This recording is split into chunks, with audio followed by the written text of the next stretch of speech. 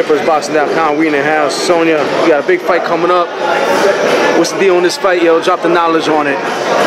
December 6th, I'm fighting for my first world title fight for the IBO in St. Martin in the Caribbean.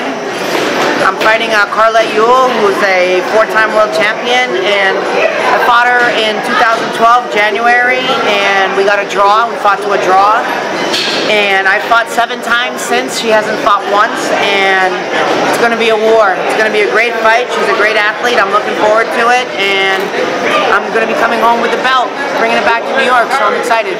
So your opponent, you know her, man, inside and out.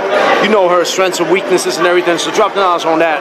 What's the strengths and weaknesses? Well, you know, she's Eddie Gray's in her corner. He's a former New York State champion. He's big on the jab. He likes her to throw a lot of jabs. You know, when I fought her, it was only my 6th pro fight, and I think that at that point I was a little bit inexperienced to jump in a ring with someone with 23 fights that had a lot more experience, and I didn't do enough. I landed a lot of good shots, but I didn't throw enough punches, and now I think that I've had 7 more fights. It's been 3 years. I'm a whole different fighter, and it's going to be a whole new game, a whole new ball game. And when you say a different fighter, how's this camp different to the other camps that you had? Well, I'm training with, I'm back with the Guyanese, with Dylan Carew, who's the first time training me, and I never worked with Dylan before because he used to train Gwendolyn O'Neill, who's a heavyweight, so it was kind of like a conflict of interest, so I didn't train with him, but Dylan's been a great trainer. He doesn't leave me alone when I'm shadowboxing, when I'm hitting the bag, when I'm hitting the speed bag. He's there, he's motivating me, he's pushing me to the limits, he's sweating with me when I'm sweating, he's putting his heart into it. He's very gentle, he's soft-spoken, he's giving me great instruction.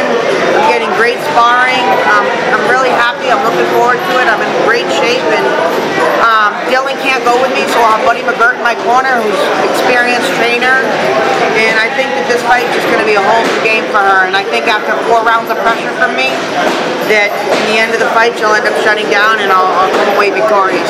Sonya, after this fight, when you come back home with the title, who's on your radar for the year 2015? You know, I'd love a rematch with Martha Salazar. She just won the WBC title, beating Tansy Daniels, who I beat 3 times.